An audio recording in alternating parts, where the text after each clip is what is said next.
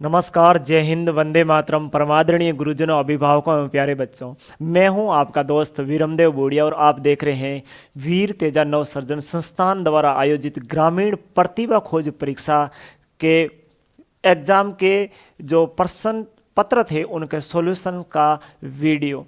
तो मेरे प्यारे दोस्तों, आज हम वन बाय वन प्रत्येक सब्जेक्ट्स का सॉल्यूशंस विथ आंसर और विथ सॉल्यूशंस आपको बताने जा रहे हैं हमारे वीर तेजा नवसर्जन संस्थान के यूट्यूब चैनल के माध्यम से। कक्षा 5वीं, कक्षा 6ठी, 7वीं, 8वीं, 9वीं, 10वीं, 11वीं और 12वीं के वन बाय वन वीडियोस हम आपके सामने प्रेजेंट करने जा रहे हैं। आज इंग्लिश के जो एक्सपर्ट हैं वो है भंवर चौधरी, और हिंदी के मोहनी चौधरी, और गणित के गणपत गोदारा सर, और उसके बाद में फिर इनको जो सामाजिक विज्ञान है यही भंवर चौधरी द्वारा बताया जा रहा है, और जो विज्ञान है वो गणपत चौधरी द्वारा बताया जा रहा है। तो हमारे जो तीनों मूल्यवान शिक्षक जो आपको इस प्रकार से क्वेश्चन सॉल्व करा रहे हैं। हाँ, सबसे पहले मैं आपको बताना चाहूँगा कि ये जो हमारी टीम है ये अनमोल टीम है, लेकिन इस YouTube चैनल पर या फिर इस जो पैनल पर, इस प्लेटफॉर्म पर पहली बार इस कार्यक्रम को या फिर इस सॉल्यूशंस को कर रहे हैं। हो सकता है छोटी मोटी मिस्टेक्स रही हुई या थोड़ी बहुत ऐसा हो सकता है, लेकिन सबसे बढ़िया बात यह है दोस्तों कि शुरुआत की है। शुरुआत करने वाला ज़रूर एक दिन मंजिल को जाता है।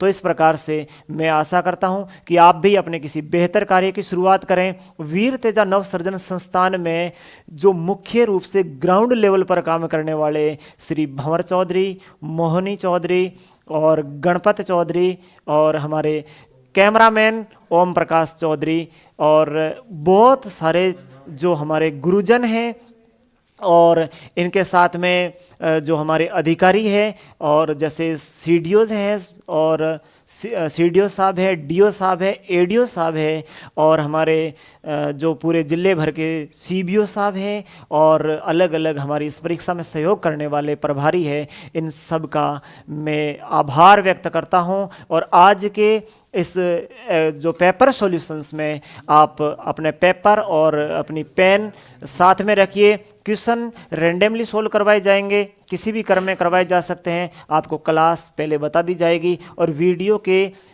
डिस्क्रिप्शन में और हेडलाइन में आपको उस क्लास के बारे में बता दिया जाएगा। आप उस क्लास के बारे में one by one answer solution करें, और इसमें किसी भी प्रकार की प्रॉब्लम होने पर आप इस वीडियोज़ के नीचे दिए गए कमेंट बॉक्स में अपना पॉजिटिव कमेंट लिखकर हमें प्रोत्साहित करें। आप सभी का बहुत बहुत धन्यवाद, बहुत बहुत आभार। चलते रहिए, कंटिन्यू हमारे ग्रामीण प्रतिभा खोज परीक्षा 2024 स्टार्ट।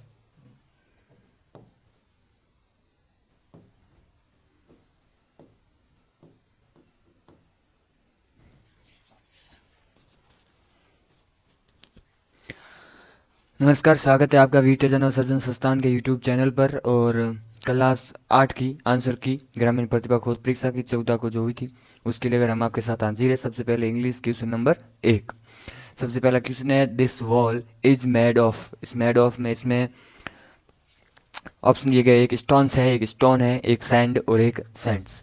तो इसमें आएगा स्टोन, लेकिन स्टोन्स आएगा या स्टोन, कंफ्यूजन यहाँ था। तो स्टोन्स आएगा नहीं, क्योंकि स्टोन और सैंड का प्लूरल वर्ड नहीं होता। सैंड का सैंड्स कभी नहीं होता, और स्टोन का स्टोन्स कभी नहीं होता। तो this wall is made of stone. Option B क्या होगा, राइट होगा। The jury divided in opinions, इसका आंसर ऑप्शन में ही है। इसमें वॉज के साथ क्या नहीं आता, देयर, क्योंकि वॉज क्या है, सिंगुलर वर्ब है। देयर क्या है, प्लूरल पजेसिव एडजेक्टिव, इसलिए इसमें देयर, ये गलत है। इसके बाद है वर, और वर के साथ हेज, वर प्लूरल, हेज सिंगुलर, ये भी नहीं होगा। इसके बाद वॉज और देयर, तो ये वॉज सिंगुलर और देयर प्लूरल, ये नहीं होगा। इसका आंसर होगा C, were there and the jury were divided in their opinions. इसके बाद है हेज मैथमेटिक्स पुअर। हेज और मैथमेटिक्स जब पजेसिव एडजेक्टिव के साथ पजेसिव एडजेक्टिव के साथ या डिटरमाइनर के साथ जब भी कोई नाउन आता है तो वो प्लूरल बन जाता है, और प्लूरल के साथ जो वर्ब आती है वो कैसी आती है, प्लूरल वर्ब आती है। तो ये वर्ब सिंगुलर है, ठीक है, ये नहीं आएगी। इसके बाद हैव किसकी मांग करता है, वर्ब की थर्ड फॉर्म की, तो यहाँ पे वर्ब की थर्ड फॉर्म नहीं है, ये भी नहीं आएगा। इसके बाद आर और इज क्या है, सिंगुलर वर्ब आएगी नहीं, तो क्या आएगा, are his mathematics are poor. इसके बाद है Hindus believe in caste system. तो हिंदूज जो ये वर्ड है ये अपनी पूरी हिंदू कम्युनिटी को क्या कर रहा है, सो जब कोई वर्ड अपनी पूरी कम्युनिटी को शो करता है तो क्या आता है, द इसमें भी है, द इसमें भी है, इन दोनों में द है, तो ये ऑप्शन नहीं होगा और ये भी नहीं होगा। इसके बाद रहा कास्ट सिस्टम। तो हिंदू का जो कास्ट सिस्टम है, मतलब ये हिंदू है वो इस कास्ट को क्या बना रहा है, विशेष बना रहा है, इसलिए विशेष के आगे क्या लगता है, द, तो option C right, and the Hindus believe in the caste system.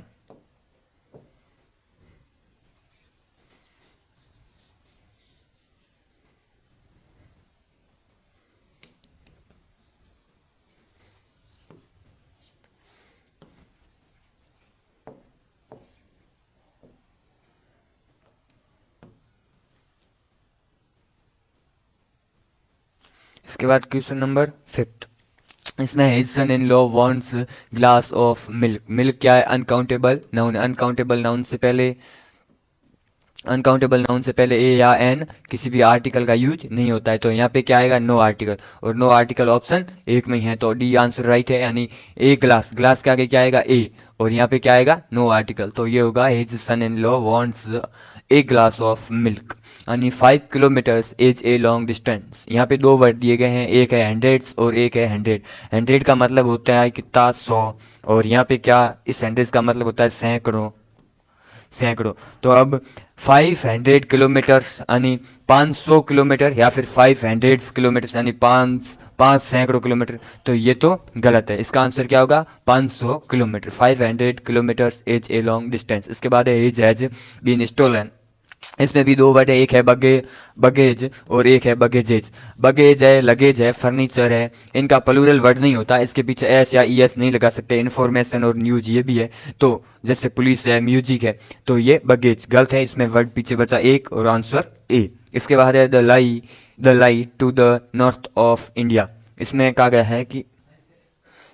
गया है कि हिमालय वो भारत के नॉर्थ में है, तो हिमालय को इंग्लिश में शो किया जाता है हिमालयाज से, और हिमालयाज के साथ जो हिमालय अपने आप में एक है, और जो चीज़ अपने आप में एक होती है उसके आगे क्या लगता है, द, तो यहाँ पे हिमालयाज से आगे क्या लगाया गया है, द, यानी हिमालय जहाँ पर भी लिखा है यानी वाई के पीछे एस नहीं है, हिमालयाज नहीं है, तो वो तो सारे क्या हो गए, गलत। तो हिमालय गलत, इसके पीछे ए हिमालय नहीं होता, ये भी गलत। द हिमालयाज यहाँ पर भी है और द यहाँ पर भी है, तो डबल द नहीं आएंगे, ये भी गलत। इसके बाद रहा हिमालयाज, तो ऑप्शन सी सही। इसके बाद है फेमिनाइन ऑफ बैचलर। बैचलर का मतलब होता है कुंवारा, और इसका जो फेमिनाइन यानी स्त्रीलिंग लिखना था जो होगा स्पिंस्टर। क्वेश्चन 9 का आंसर बी। इसके बाद है लेट। लेट क्या है, लेट अपने आप में क्या है, सब्जेक्ट को शो करे, और लेट के बाद जो भी प्रोनाउन आएगा वो कौन से केस में आएगा, वो आएगा ऑब्जेक्टिव केस में। कौन से केस में, ऑब्जेक्टिव केस में, ठीक है। इसमें ही है, ही कौन से केस में है, ही है नॉमिनेटिव केस यानी कि सब्जेक्टिव केस, ये नहीं आएगा। इसके बाद हिज पजेसिव एडजेक्टिव है, ये भी नहीं आएगा। हिम्स कोई वर्ड है ही नहीं, इससे बनता है हिम यानी let him who can save him from drawing. इसके बाद है Hanuman Beniwal.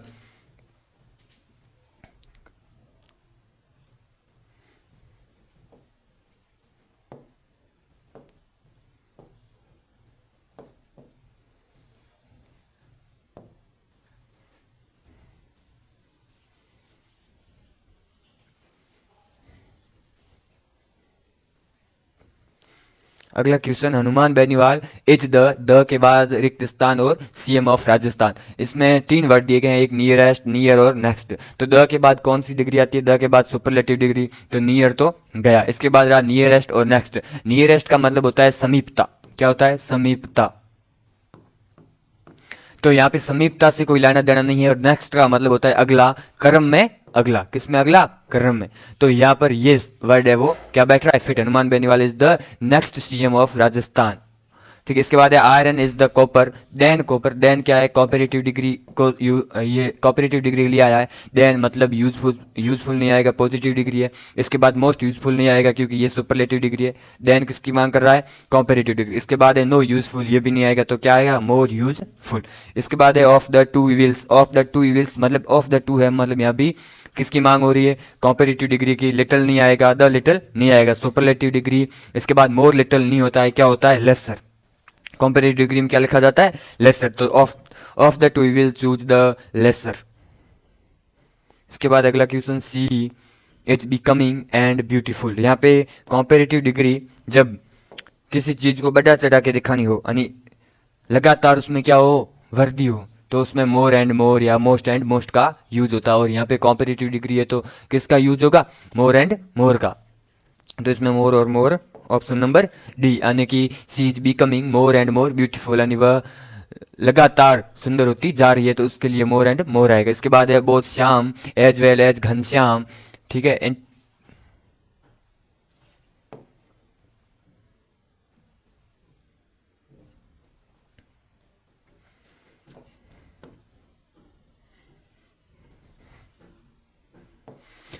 Both Shyam as well as Ghanshyam are interested to prepare the examination. यहाँ पे वर्ब आया है कैसा, प्लूरल, और ये वर्ब किसके अनुसार, प्लूरल वर्ब आया है घनश्याम और श्याम को लेकर। लेकिन एज वेल एज से जो पहले नाउन आता है वो क्या होता है, सब्जेक्ट। सेंटेंस के सब्जेक्ट के अनुसार क्या आती है, वर्ब। सेंटेंस का सब्जेक्ट क्या है, सिंगुलर, तो वर्ब क्यों आएगी, प्लूरल। तो यहाँ पे क्या है, एरर है, और ये एरर का भाग कौन सा है, 3 नंबर, और 3 नंबर ऑप्शन नंबर बी। इसके बाद है सिनोनिम ऑफ लेथल, लेथल का मतलब होता है घातक, यानी कि नॉक्सियस, नॉक्सियस का मतलब भी घातक। सिनोनिम ऑफ लुब्रिकेट, लुब्रिकेट यानी आरामदायक।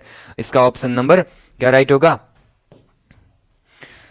सिनोनिम लेट लुब्रिकेट, लुब्रिकेट का मतलब आरामदायक, मतलब डिलक्स, डिलक्स का मतलब भी आरामदायक। इसके बाद एंटोनियम पूछा गया है मोडेस्ट का, मोडेस्ट का मतलब नम्र,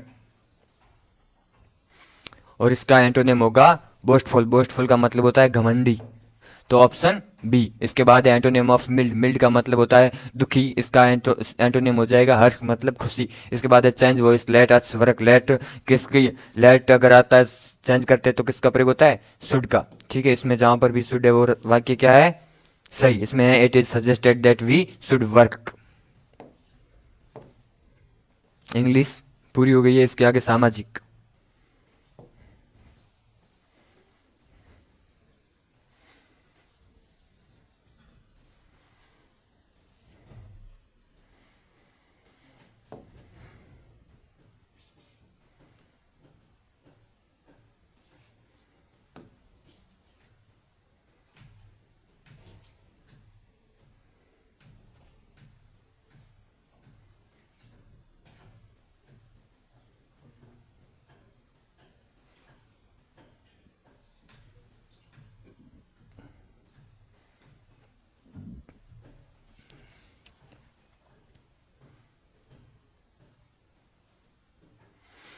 क्वेश्चन 61, सामाजिक विज्ञान। राजस्थान में राज्य में सर्वप्रथम 29 सितंबर 1803 को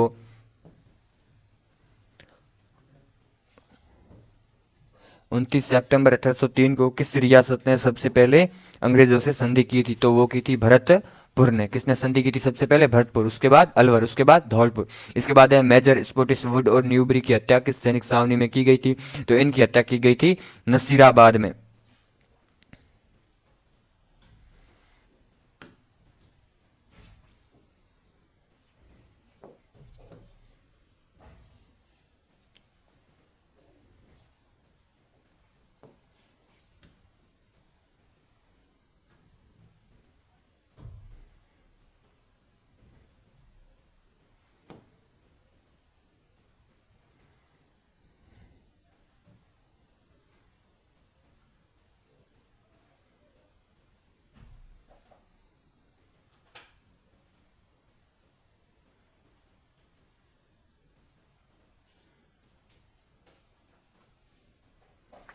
क्वेश्चन नंबर है 63, किसके नेतृत्व में सेना ने 9 जनवरी 1858 में अहुआ पर आक्रमण कर किले पर अधिकार कर लिया था, तो अहुआ पर सेना ने 9 जनवरी 1858 को, ये ब्रिगेडियर होम्स के नेतृत्व में सेना ने क्रांतिकारियों को वहां से हटाकर इस किले पर अधिकार कर लिया था। इससे पहले खुशहाल सिंह के नेतृत्व में वहां के क्रांतिकारी जो एरिनपुरा सावनी थी उसने आउवा के किले पर कब्जा कर लिया था और 6 महीने बाद ब्रिगेडियर होम्स ने उस किले को छुड़ाया था। इसके बाद का जो 64 का केस ने वो एकीकरण के पूर्व राजस्थान में 3 ठिकाने थे। निम्नलिखित में से जो 3 ठिकाने थे वो एक तो लावा था, दूसरा नीमराणा ये जयपुर में था, ये अलवर में था, और कुशलगढ़ शाहपुरा भीलवाड़ा के अंदर था। अजमेर ये इसका राइट आंसर। 18 अप्रैल 1948 को राजस्थान एकीकरण के तीसरे चरण का उद्घाटन किसके द्वारा किया गया? पंडित जवाहरलाल नेहरू के द्वारा उदयपुर में तीसरे चरण का उद्घाटन किया गया। इसके बाद है जयपुर मेट्रो रेल की शुरुआत कब की गई थी? तो जयपुर मेट्रो रेल की शुरुआत फर्स्ट फेज जून 2015 से शुरू हो गया था। कब से? जून 2015 से। इसके बाद है पैलेस ऑन वेल्स शाही रेलगाड़ी राजस्थान के किस जिले से होकर नहीं गुजरती है? तो ये जोधपुर से, जैसलमेर, जयपुर, चित्तौड़गढ़ यहाँ से गुजरती है, राजसमंद से नहीं गुजरती। इसके बाद है सतत विकास लक्ष्य 2030 में सम्मिलित किए गए कितने लक्ष्य हैं वो सम्मिलित किए गए? तो इसमें 17 लक्ष्य हैं। कितने लक्ष्य हैं? 17।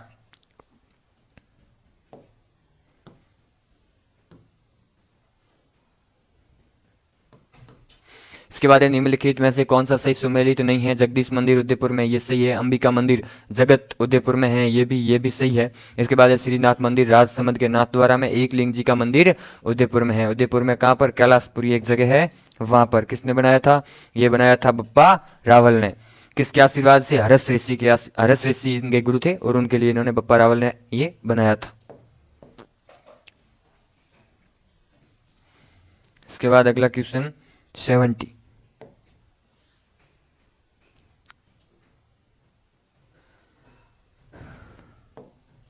70 क्वेश्चन है, जब एक देश पर दूसरे देश के दबदबे से राजनीतिक, आर्थिक, सामाजिक और सांस्कृतिक बदलाव आते हैं तो इस प्रक्रिया को क्या कहा जाता है? इस प्रक्रिया को औपनिवेशीकरण कहा जाता है। वही औपनिवेशीकरण जो अंग्रेजों ने 1857 से पहले हमारे पे स्थापित किए थे, 1757 में। इसके बाद है भारत में यूरोपीय व्यापारिक शक्तियों के आगमन का सही क्रम है। सबसे पहले पुर्तगाली आए, पुर्तगाली के बाद डच आए, और डच के बाद कौन आए?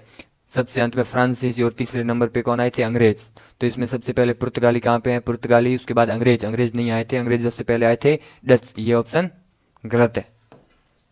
इसमें डच सबसे पहले नहीं आए थे, पुर्तगाली, डच, अंग्रेज और फ्रांसीसी। ऑप्शन सी इसका सही होगा। इसके बाद कलमकारी छपाई का संबंध भारत के किस राज्य से है? तो कलमकारी ये एक क्या है? ऊनी ऊनी ऊनी जो वस्त्र है उस पे कलमकारी की जाती है, और ये आंध्र प्रदेश की क्या है? फेमस है। तो इसका ऑप्शन बी।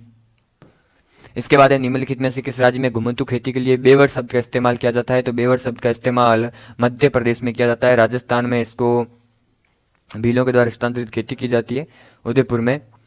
और उत्तरी पूर्वी जो भारत है वहां पे झुमिंग कहा जाता है, यहाँ पे कहा जाता है अपने राजस्थान में।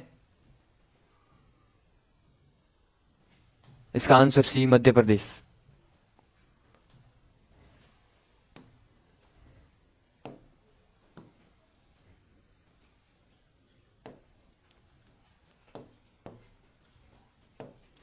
इसके बाद निम्नलिखित में से कौन सा कथन पेटेंट को सही तरीके से परिभाषित करता है? किसी कलात्मक पूंजी पर एकमात्र अधिकार, कलात्मक पूंजी पर। इसके बाद किसी व्यावसायिक पूंजी पर एकमात्र अधिकार, और किसी विचार अथवा आविष्कार पर एकमात्र अधिकार। पेटेंट इसमें ऑप्शन सी राइट है। किसी विचार अथवा आविष्कार पर एकमात्र अधिकार, ये कंपनियों या दुकानों के लिए लिया जाता है। कोचिंग संस्थान भी अपने नामों पर पेटेंट करवाती है। इसके बाद निम्न में से भूमि संसाधन संरक्षण में कौन सहायक नहीं है? सहायक नहीं है तो वनारोपण ये सहायक है। इसके बाद भूमि उद्धारण ये भी सहायक है। इसके बाद कीटनाशकों का उपयोग ये सहायक नहीं है। उर्वरक में कृषि ये भी नहीं है। अतिचारण पर रोक ये भी सहायक है। नगरीकरण का कोई इसमें सहायता में योगदान नहीं है, ये तो इसके खिलाफ है। तो इसमें हो गया 3, 4 और 6। ऑप्शन बी राइट है। इसका ऑप्शन बी राइट है 75 का। 75 का ऑप्शन बी राइट है। कौन सा ऑप्शन? Option B.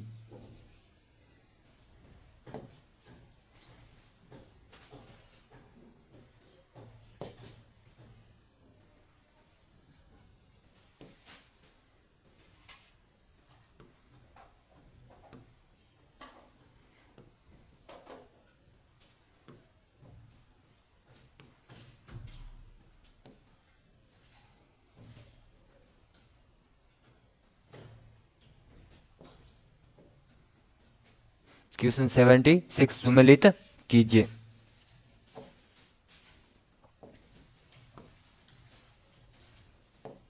सुमेलित कीजिए में सेरिकल्चर, सेरिकल्चर किससे? रेशम कीट पालन से, टीसीकल्चर मत्स्य पालन से, विटीकल्चर अंगूरों की खेती से, और हॉर्टिकल्चर सब्जी फूलों और फलों की खेती से। तो इसमें ए का 3, उसके बाद है बी का 4, तो ऑप्शन डी इसका राइट होगा, सी का 2 और डी का 1। इसके बाद है दिए गए कथनों पर विचार कीजिए। आदिम निर्वाह कृषि में स्थानांतरित कृषि और मिश्रित कृषि शामिल है, ये गलत है। इसके बाद है भारत में उत्तर पूर्वी भारत में भागों में सीमांतरित कृषि, स्थानांतरित कृषि, ये है कौन सा? स्थानांतरित कृषि। आपके पेपर में ये सही है, यहाँ पे ये मिस्टेक है, तो इसमें केवल 2। इसके बाद है विश्व के विभिन्न भागों में स्थानांतरित कृषि के प्रचलित नामों, ये आपका अगला क्वेश्चन, ये अगला क्वेश्चन है, ये आपके पेपर में सही है, यहाँ पे थोड़ी मिस्टेक है। इसमें विश्व विभिन्न भागों में स्थानांतरित कृषि, यहाँ पे स्थानांतरित कृषि है, आपके पेपर में सही है। ये जूमिंग जो होती है वो उत्तरी पूर्वी भारत में होती है। इसके बाद मिल्पा, रोका और लदांग। रोका कहाँ होती है? रोका ब्राजील में, लदांग होती है मलेशिया में, और मिल्पा मैक्सिको में। तो ए का क्या हो जाएगा? ए का 4, ए का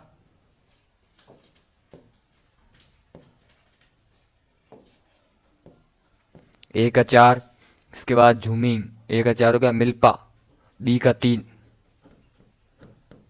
बी का 3। इसके बाद रोका सी का 1 और डी का 2। ये जिस भी ऑप्शन में है वो क्या है? सही है। यानी ए का 4 किस में है? बी का 3, सी का 1 और डी का 2। और पेपर 8 वाला देखियो।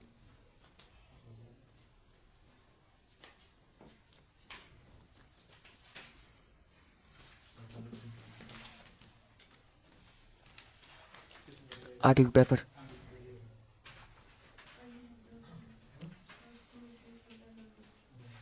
क्या में आपके आंसर डी राइट है, डी 78 का डी।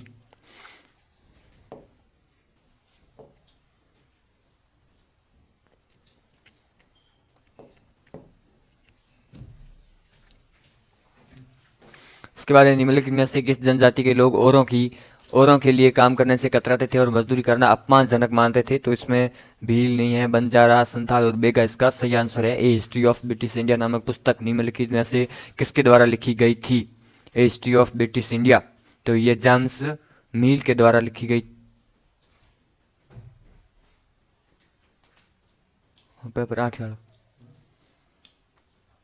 जेम्स मील के द्वारा, ऑप्शन ए।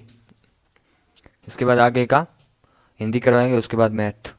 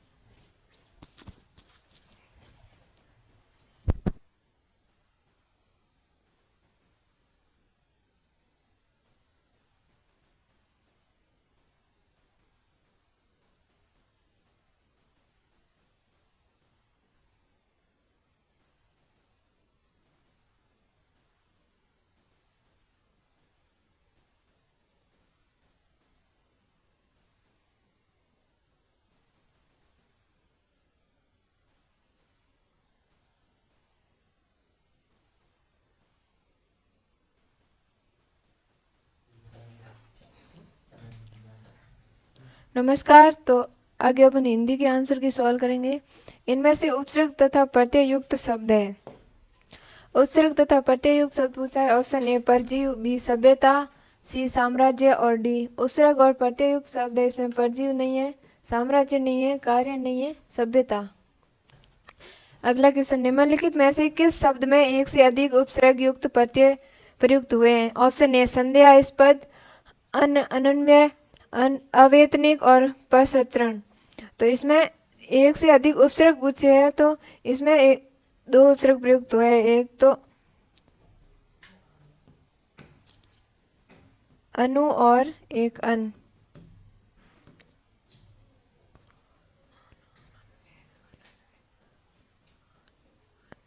एक मिनट, 8वीं का पेपर देना था।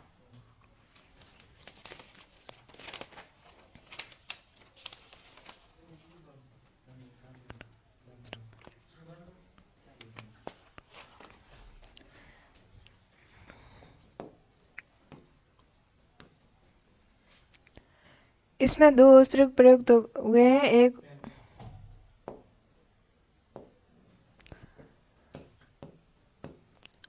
अन और अनु उपसर्ग प्रयुक्त हुए हैं। ऑप्शन बी राइट है। महामात्य शब्द है व्यक्तिवाचक संज्ञा, जातिवाचक संज्ञा, भाववाचक संज्ञा और द्रव्यवाचक संज्ञा।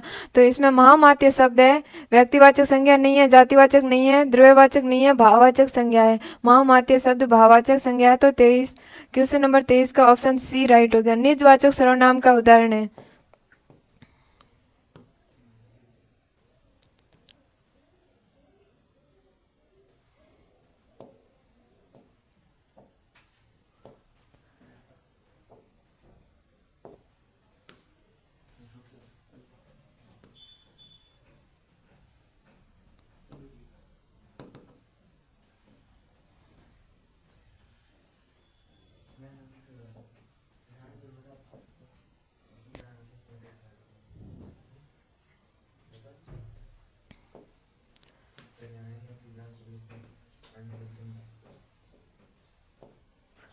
निजवाचक सर्वनाम का उदाहरण है, हम किसी का कुछ नहीं बिगाड़ सकते, हमें अपना काम स्वयं करना चाहिए और जैसा करोगे वैसा भरोगे। तुम्हारा घर यह नहीं है। तो इसमें ऑप्शन बी राइट होगा।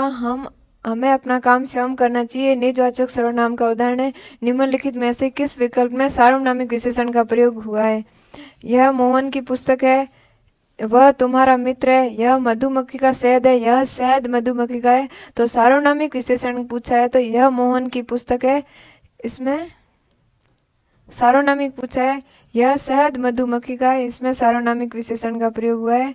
बाकी यह मधुमक्खी का शहद इसमें भी नहीं है, वह तुम्हारा मित्र है इसमें भी नहीं है, और यह मोहन की पुस्तक है इसमें भी नहीं है, यह शहद मधुमक्खी का है।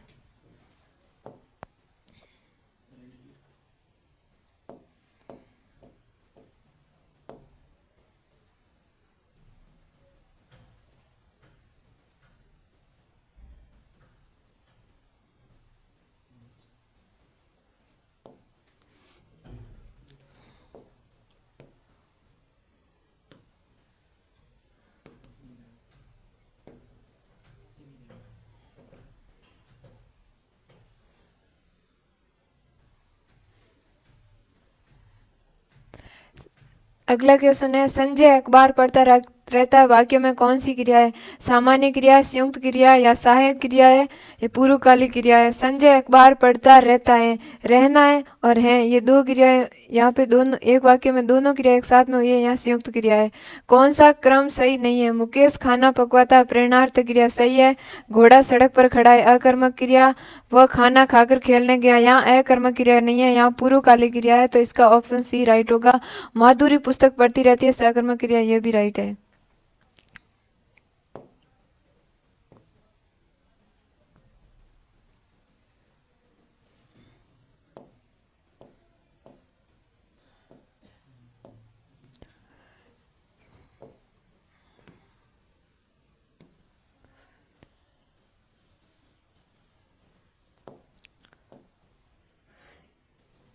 अगला है, निम्नलिखित में से किस विकल्प में सभी गज के पर्यायवाची है? हाथी, कुरंग, हस्ती, कृष्णसार, सिंदूर, गयंद, मतंग, चक्रांग। तो गज के पर्यायवाची पूछे है, सिंदूर और गयंद है, ये गज के पर्यायवाची है। ऑप्शन सी राइट है। निम्नलिखित में से किस विकल्प में अशुद्ध विलोम युग्म शब्द है?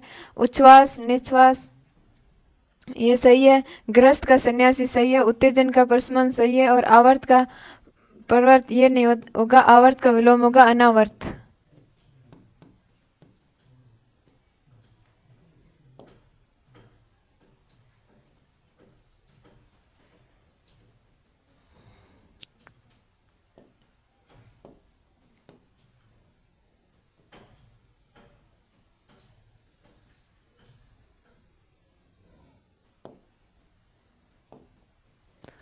कामुक का अर्थ कामी व्यक्ति है तो कार्मुक का अर्थ होगा काम का इच्छुक, काम को आतुर और कामदेव या फिर धनुष। कामुक का अर्थ कामी व्यक्ति होता है, कार्मुक का अर्थ होता है धनुष। किस वाक्य में कर्म कारक नहीं है? बालक रोते रोते सो गया, ग्वाला गाय दूता है, माँ बच्चे को सुलाती है, राजा ने ब्राह्मण को बुलाया। तो किस वाक्य कर्म कारक पूछा है? बालक रोते रोते सो गया, तो कर्म कारक इसमें नहीं है। ग्वाला गाय दूता है इसमें है, माँ बच्चे को सुलाती है, राजा ने ब्राह्मण को बुलाया इसमें कर्म कारक है। बालक रोते रोते सो गया इसमें नहीं है।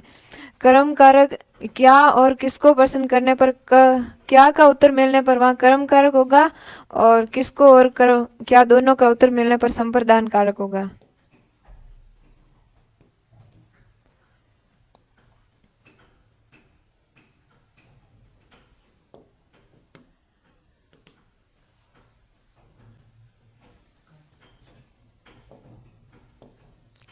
निम्नलिखित में से कौन सा शब्द स्त्रीलिंग और पुल्लिंग दोनों है? हार, धार, तार और वार।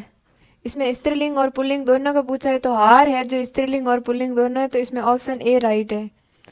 अगला, निम्नलिखित में से किस विकल्प में प्रश्नवाचक वाक्य है? तुम आ गए, तुम कहाँ गए थे, काश मैं देश का सिपाही होता, वह नहीं बोला। तो इसमें ऑप्शन बी राइट है। प्रश्नवाचक वाक्य पूछा है, ये भी है, इसमें बी राइट है।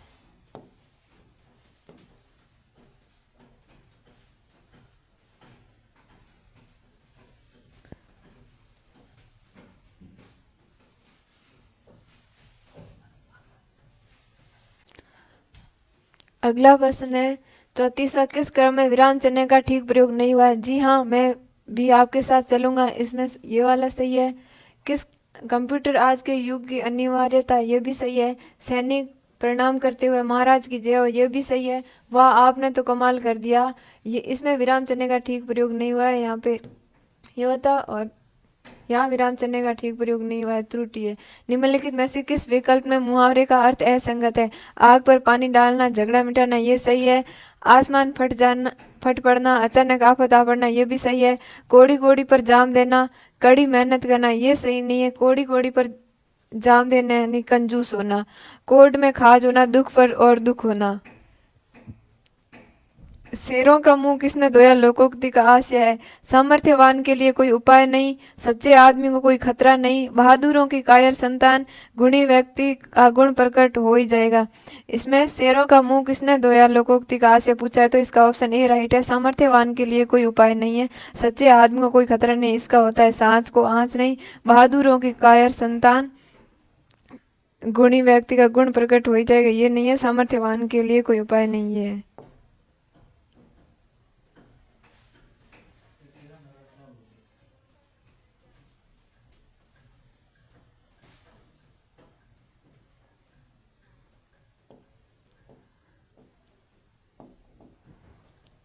निम्नलिखित में से किस विकल्प में कर्मधारय समास का उदाहरण पूछा है?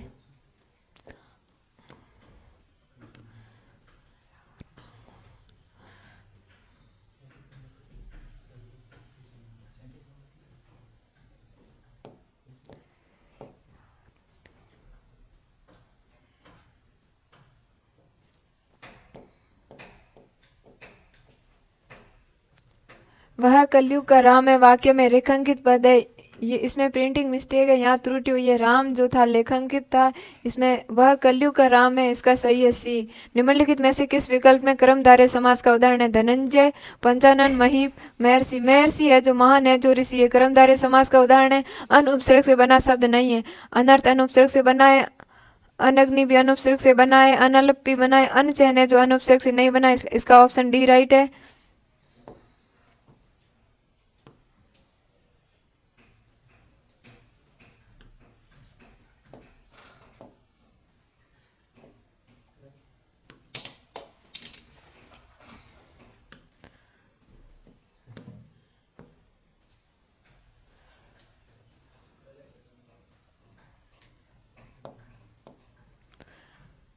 निम्नलिखित में से किस विकल्प में अच्छा शब्द का प्रयोग विशेषण के रूप में हुआ है? अच्छा शब्द विशेषण के रूप में कौन से वाक्य में हुआ? तुमने अच्छा किया जो आ गए, अच्छा है वह भी आ जाए, तो इसमें यह स्थान बहुत अच्छा है, सी राइट है। यह विशेषण यहाँ पे अच्छा है जो विशेषण के रूप में प्रयुक्त हुआ है।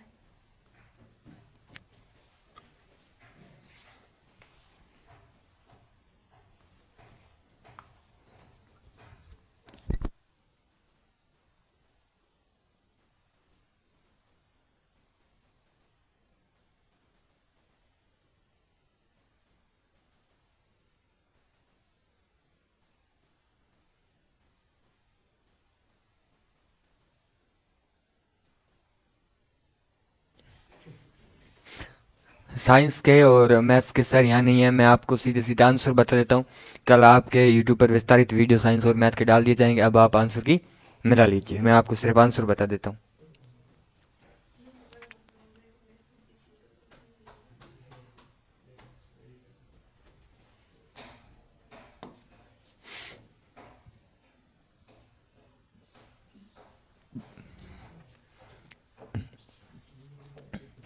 क्वेश्चन पहला है, जब एक ही किस्म के पौधे किसी स्थान पर बड़े पैमाने पर नियमित रूप से उगाए जाते हैं तो उसे क्या कहते हैं।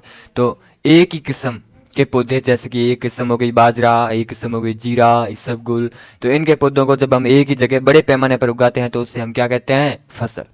ठीक है, इसके बाद है फसल से अनाजों को अलग करने की जो प्रक्रिया होती है उससे क्या कहते हैं, कटाई। कटाई को जो फसलों को खेत से इकट्ठा करने की प्रक्रिया है या उसे काटने की प्रक्रिया वो हो गई। भंडारण, फसलों को जो उत्पादन होने के बाद जो भंडारण करते हैं वो हो गया। इसमें है दोहनी। दोहनी को कहते हैं वह प्रक्रिया है जो अनाज को किससे अलग करते हैं, फसलों से।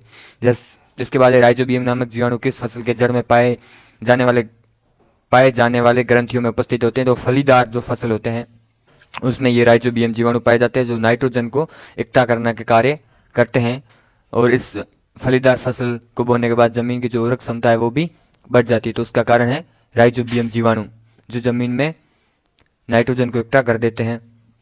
इसके आगे का क्वेश्चन है,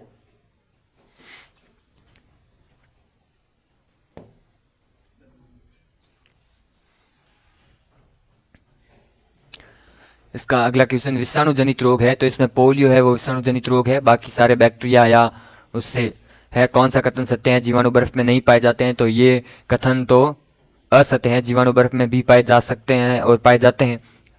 इसके बाद जीवाणु प्राय सभी स्थानों पर पाए जाते हैं, तो इसका ऑप्शन बी राइट होगा। जीवाणु उबलते पानी में भी पाए जाते हैं और जीवाणु हमारे शरीर के अंदर भी पाए जाते हैं। दूध को दही में बदलने वाला जो जीवाणु है वो है लैक्टोबैसिलस जीवाणु।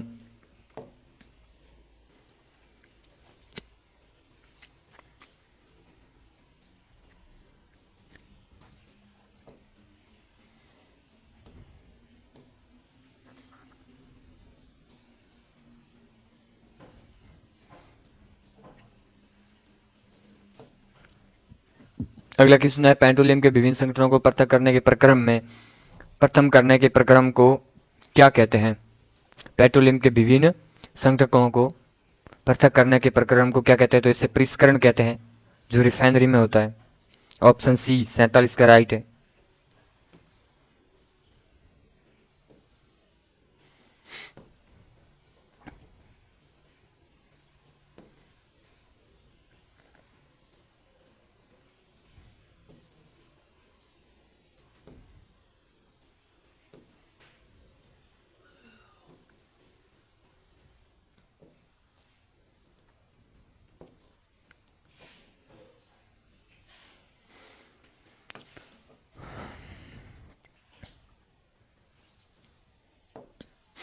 अगला क्वेश्चन है, निम्न में से कौन सा पेट्रोलियम संघटक सड़क निर्माण में उपयोगी है। तो वो बिटुमीन यानी जिसे हम लोग डामर कहते हैं, वो पेट्रोलियम का सबसे जो अपशिष्ट भाग होता है, सबसे लास्ट का भाग, वो बिटुमीन होता है। इसके बाद कार्बनीकरण प्रक्रिया से बनता है, कार्बनीकरण की प्रक्रिया से कोयला बनता है। इसके बाद कमरे के ताप पर कौन सा पदार्थ जलना शुरू कर देता है। तो इसका आंसर डी सफेद फास्फोरस। फास्फोरस है जो कमरे के ताप पर जलना शुरू कर देता है। इसके बाद ऑक्सीजन की खोज किसने की। ऑक्सीजन की खोज जोसेफ प्रिस्टले। ऑप्शन सी इसका राइट आंसर है, ऑप्शन सी।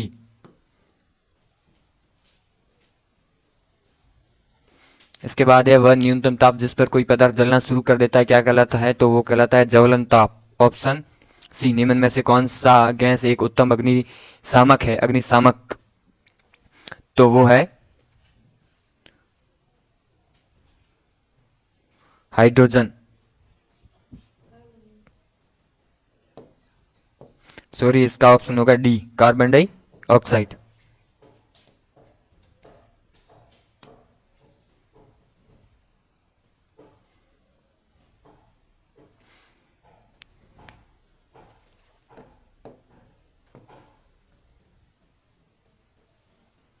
इसके बाद अगला क्वेश्चन है ईंधन के ऊष्मीय मात्रक का ईंधन के ऊष्मीय मान का मात्रक है। ईंधन के ऊष्मीय मान का मात्रक किलो जूल प्रति किलोग्राम। मरुस्थलीकरण क्या है? मरुस्थलीकरण उर्वरक भूमि का मरुस्थल में परिवर्तन होना। ऑप्शन बी, निम्न में से किसके द्वारा रेडियोटक बुक प्रकाशित की जाती है? IUCN के द्वारा।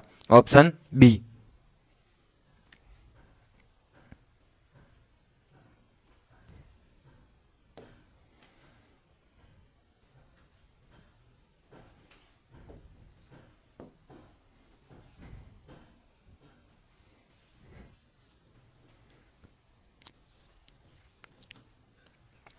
रेशम कीट के जीवन चक्र में शिशु से वयस्क होने की प्रक्रिया क्या कहलाती है?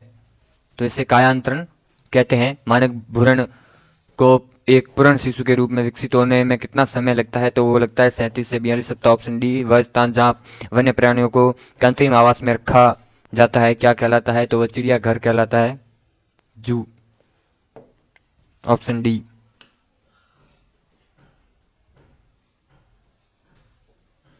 इसका आंसर होगा ऑप्शन डी।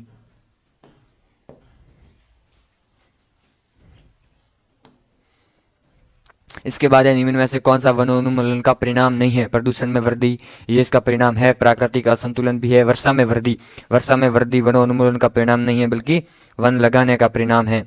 इसके बाद है राजस्थान के राज्य में सर्वप्रथम, ये हो गया। इसके बाद है मैथ्स भी मैं आपको आंसर बता देता हूँ सर। यहाँ है क्वेश्चन 81, यदि ए तथा बी ऐसे घन पूर्णांक है कि ए स्कोर माइनस बी स्कोर बराबर 19 है तो ए का मान क्या होगा? तो इसका आंसर है ऑप्शन डी।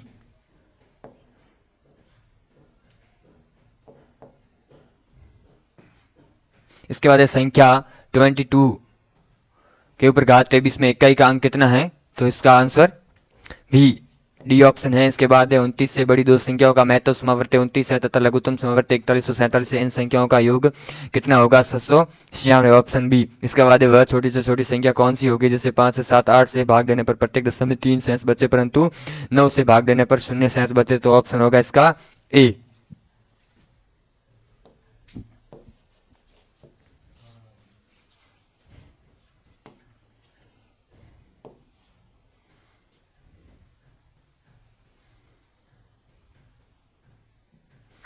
अगला क्वेश्चन है 85, यदि 140 गुणा 74 बराबर 10,952 हो तो 0.10952 भाग 14.8 बराबर इसका कितना होगा? तो इसका आंसर सी होगा। ऑप्शन सी इसका राइट आंसर होगा 85 का। इसके बाद है 86 क्वेश्चन, 256 की घात 0.16 इंटू 16 की घात 0.18। इसका जो आंसर होगा आपके वो होगा 4। Option A.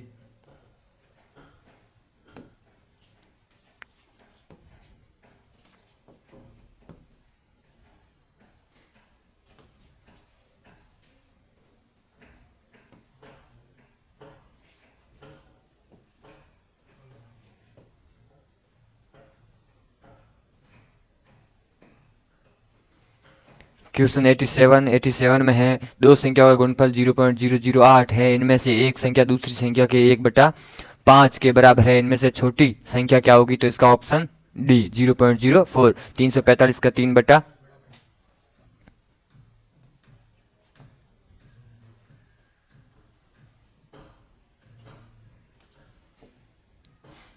क्वेश्चन 88, 345 का 3/5 था। 333 का 2/3 का अंतर कितना है? तो इसका ऑप्शन बी 285। यदि a बटा बी बराबर 6/7 हो तो a प्लस 2b बटा a माइनस 3b।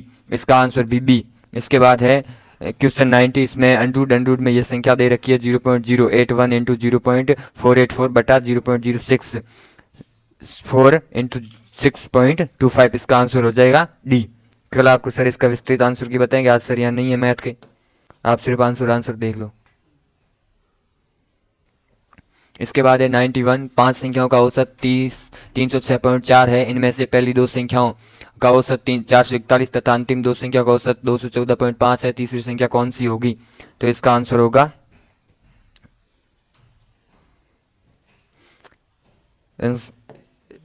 इसमें इनमें से कोई नहीं है। ये कैसे होगा, ये कल समझा देंगे सर आपको। इसके बाद यदि ए बी सी का औसत m हो तथा A B plus B C plus C A बराबर 0 हो तो A score B score C score का औसत कितना होगा? इसका आंसर है 3m स्कोर। इसके बाद वह कौन सी संख्या जिससे 13 से गुणा करने पर 180 की वृद्धि हो जाती है? इसका ऑप्शन आपके बी राइट है, 15। इसके बाद है सुरेश की आयु उसके पिता की आयु से आधी है। 20 वर्ष के बाद उसके पिता की आयु उसकी आयु से 1.5 गुनी होगी। उसके पिता की वर्तमान आयु कितनी है? तो इसका आंसर है 40 वर्ष। ऑप्शन ए यदि अंडूड 4n बराबर 1024 हो तो n का मान होगा, इसका आंसर होगा 10 ऑप्शन डी।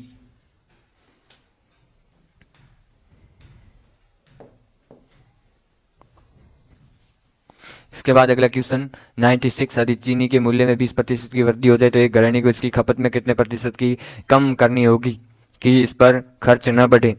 तो इसका आंसर है 16 से 2/3%। ऑप्शन सी, सन्नी को एक परीक्षा को उत्तीर्ण होने के लिए 37% अंक प्राप्त करने थे, उसने 24% अंक प्राप्त किए तथा 9 अंकों से अनुत्तीर्ण रहा, पूर्णांक ज्ञात कीजिए। तो इसका आंसर है वो ऑप्शन ए 75। इसका सही आंसर है किसी वस्तु का क्रय मूल्य उसके अंकित मूल्य का 80% है। 12% का बट्टा देने के उपरांत व्यापारी का लाभ प्रतिशत कितना होगा? तो ऑप्शन सी इसका 10% आंसर होगा।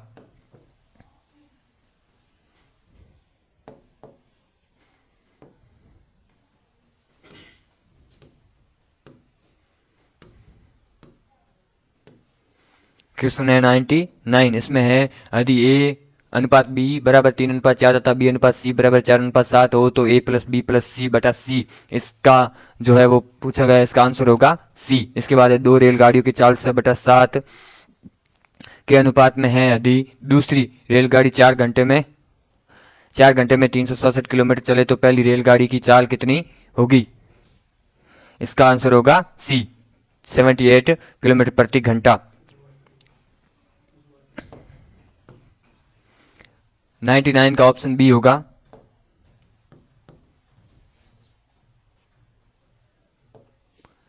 ये क्लास 8 के आंसर की होगी। ये क्वेश्चन मेरा लेना, मैथ और साइंस के क्वेश्चन सर कल आपको विस्तृत रूप से समझा देंगे। Thank you.